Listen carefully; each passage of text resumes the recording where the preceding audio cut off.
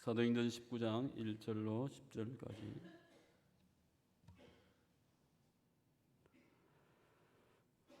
(1절로 10절) 교도하시겠습니다. 아볼로가 고린도에 있을 때에 바울이 윗지방으로 다녀 에베소에서 와서 어떤 제자들을 만나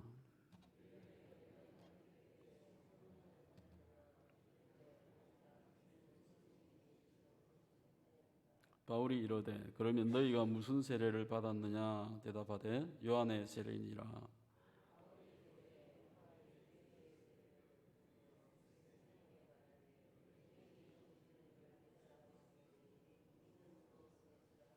그들이 듣고 주 예수의 이름으로 세례를 받으니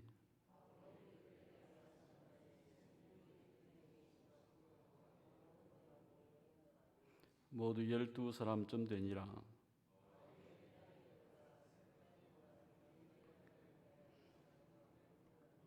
어떤 사람들은 마음이 굳어 순종하지 않고 무리 앞에서 이 도를 비방하거늘 바울이 그들을 떠나 제자들을 따로 세우고 두란노 성원에서 날마다 강론하니라.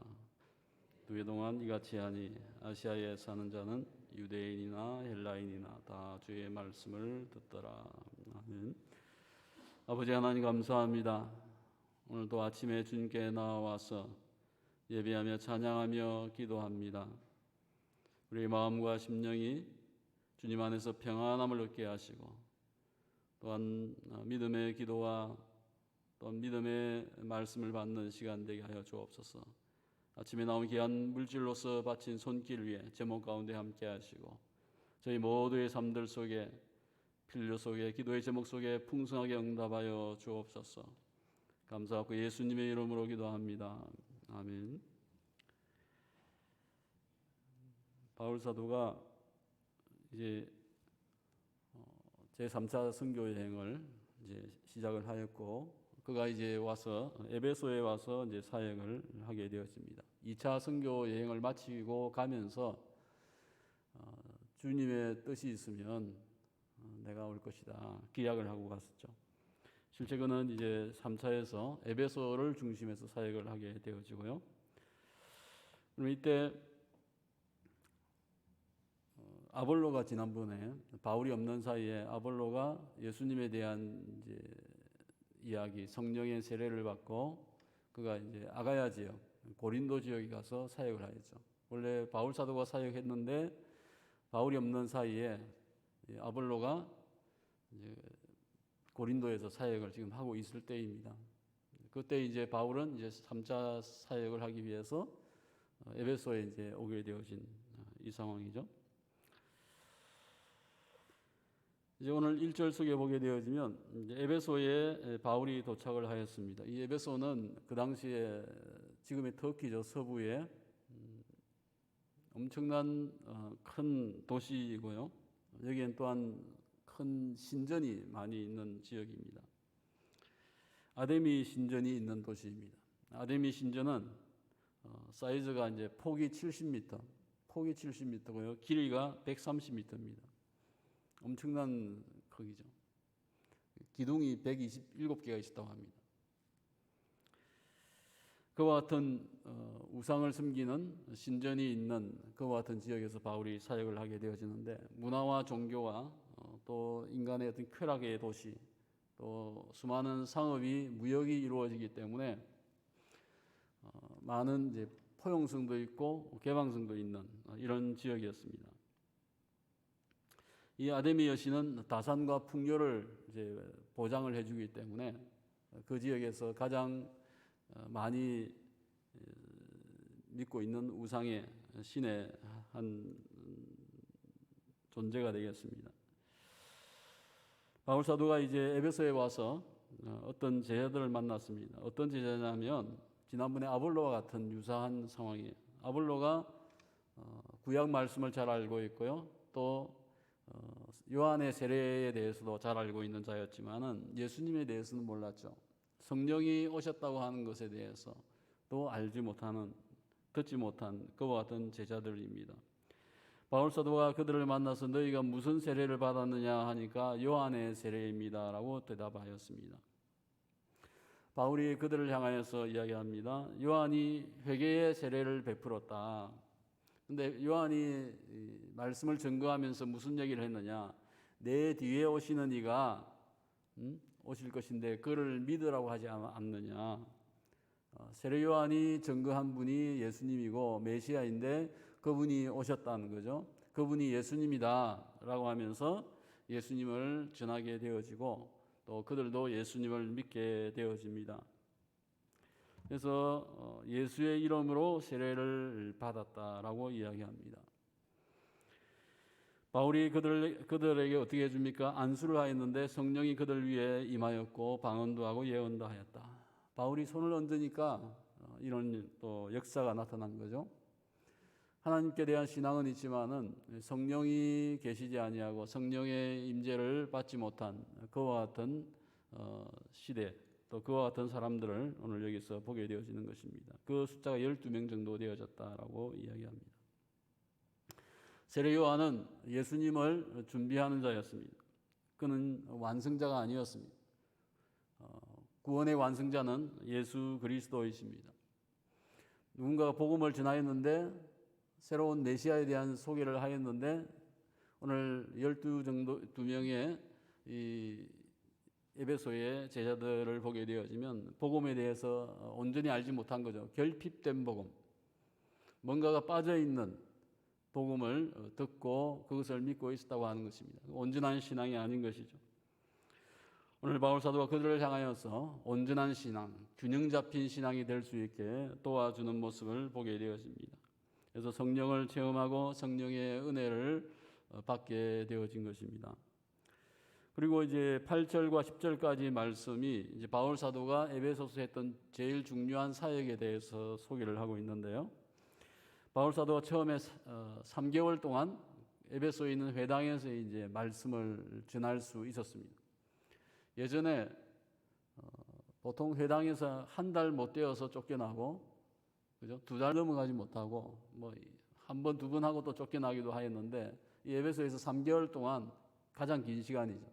회당에서 말씀을 이제 전할 수 있었는데 3개월쯤 지나니까 이제 또 유대인이 들고 일어나서 배척하여서 바울 사도가 더 이상 또 회당에서 강론을 할 수 없는 상황이 되어집니다. 그래서 바울이 그들을 떠납니다. 해서 뭐 어떻게 합니까? 제자들과 함께 두란노 서원에서 날마다 강론하였다라고 나와 있습니다. 두란노 서원이라고 하는 것은 개인 서원이에요. 세미나를 할 수 있고 강의할 수 있는, 지나가는 나그네가 사람들을 모아놓고 강의할 수 있는 그와 같은 장소가 서원이었는데 바울 사도 그것을 빌린 거죠. 언제 빌렸냐면요, 역사의 기록에 의하면 오전 11시부터 오후 4시 정도, 그러니까 점심시간을 이용해서 아침에 일찍 노동을 합니다. 여기도 더우니까 열심히 일을 하고 11시쯤 되면 이제 밥을 먹겠죠. 밥을 먹고 나서 또 오후 4시까지는, 서너 시까지는 또 낮잠을 자고 쉬는 시간입니다. 그리고 나서 이제 쉬고 나서 또 오후에 나가서 또 잠시 또 일을 하는 것이 일상의 모습인데 바울 사도가 그 중간 시간, 점심시간부터 오후 한 서너 시까지를 말씀을 배우는 시간을 만든 거죠. 그래서 에베소에서 두란노 서원에서 이 말씀의 사역을 3년 동안 하게 되어집니다. 여러분이 만약에 일을 뭐 이게 농사를 짓기도 하고 사무실 근무도 하는데요. 점심시간에 나와서 하나님 말씀 배우겠다고 뭐 시간이 길지 않죠. 짧죠. 뭐 이 당시에는 좀 긴 시간이어서 서너 시간 되어지기 때문인데 그 시간 속에서 저희가 매일 하나님 말씀을 배울 수 있겠습니까? 쉽지 않죠. 바울 사도는 그 틈새인 그 시간을 활용해서 낮잠 자는 것보다 나와서 말씀 듣자, 배우자 하면서 말씀을 강론했다라고 성경은 이야기하고 있습니다. 자신에게 주어진 그 귀한 시간, 휴식의 시간이지만은 그 시간을 하나님께 바치고 말씀을 배웠던 교회가 에베소 교회입니다. 또 그 지역의 제자들입니다. 저도 중국에서 하였던 신학교 이름이 두란노 서원이에요. 그래서 일반 평신도이지만은 직장 생활을 하지만은 주말 되면 중국은 토요일 되면 다 쉬거든요. 그래서 주말 되면 이제 불러 모아서 아침부터 저녁까지 이제 말씀을 가르치고 신학교를 진행을 했었는데요. 그리고 주일날 또 봉사하고 쉴 시간이 전혀 없죠. 정말 예수 믿으려고 하면 5일 동안 열심히 일을 하고 6일째 또 신학 공부하고 주일날 교회 봉사하고 이런 시간들을 보내면서도 열심히 복음을 듣고 또 이제는 복음을 전하는 자요, 또 평신도로서 또는 사역자로서 있는 모습을 보게 되어집니다. 오늘 바울 사도가 이와 같은 사역을 하였는데 그 결과가 어땠는지를 10절 말씀 속에서 보면 어떻게 나와 있습니까? 2해 동안 이같이 하니 아시아에 사는 자는 유대인이나 헬라인이나 다 주의 말씀을 듣게 되었다라고 이야기하고 있습니다. 바울 사도는 지금까지 사역이 어땠냐면요, 여기저기 다니면서 순회하면서 사역을 많이 했죠. 또 잠시 머물 수 있는 기회가 없었잖아요. 늘 쫓겨다니고 계속 복음을 전하고 순회하던 사역이었지만 에베소에서 많이 있었고요. 에베소에서 3년 정도 있게 되어집니다. 그 기간 동안에 찐득하게 앉아가지고 이제 말씀을 가르치는 기회가 온 거예요. 그래서 3년 동안 그 사역을 하였는데 그 결과는 뭐냐면 그가 가지 않은 지역이죠. 아시아의 넓은 지역 속에 하나님의 교회가 세워집니다. 골로새 교회가 이때 세워지고요. 라우디게아, 히에라볼리 교회가 이때 세워집니다. 바울 사도가 골로새서를 쓰면서 나는 가본 적이 없는 교회예요. 바울 사도가 골로새에 가보지 않았지만은 그가 에베소에서 말씀을 가르쳤는데 그 말씀을 배운 자가, 양육받은 자가 그곳에 가서 복음을 전하였던 것 같아요. 어쨌든 이와 같이 하나님의 말씀이 교육되어지고 양육되어졌을 때에 주변 지역에 다 복음이 전거되어지는 역사가 있었다 하는 것을 여기서 보게 되어지고요. 바울 사도의 사역의 방법이 바뀌고 전략이 바뀌면서 사역이 더 폭증하는, 확대되어지는 상황을 보게 되어집니다.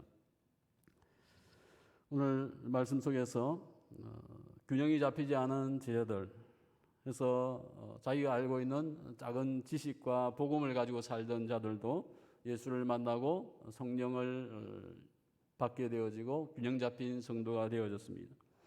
바울 사도가 에베소에서 사역의 방법을 바꾸었을 때에 집중해서 양육의 사역을 하였을 때 그들을 통하여서 그가 갈 수 없는 더 많은 지역 속에 복음이 전거되어진 것을 보게 되어집니다.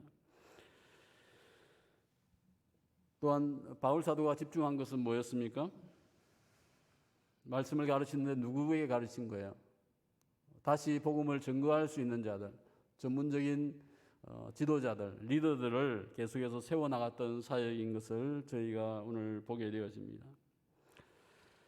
오늘 우리에게 이와 같은 말씀의 사역이 다시 회복되어져야 합니다. 하나님의 교회가 말씀 속에 세워지고 양육되어지고 그것이 내게 생명이 되고 감사가 되어지고 거기서 끝나는 것이 아니고 그것이 타 지역과 타인에게까지 전달되어지는 축복, 그 은혜가 다시 우리에게 회복되어져야 하고요. 말씀 앞에 저희들 자신이 헌신되어지고 또 하나님이 주신 복음의 사명을 개인과 교회가 훈련되어져서 그것을 감당할 수 있어야 되겠습니다.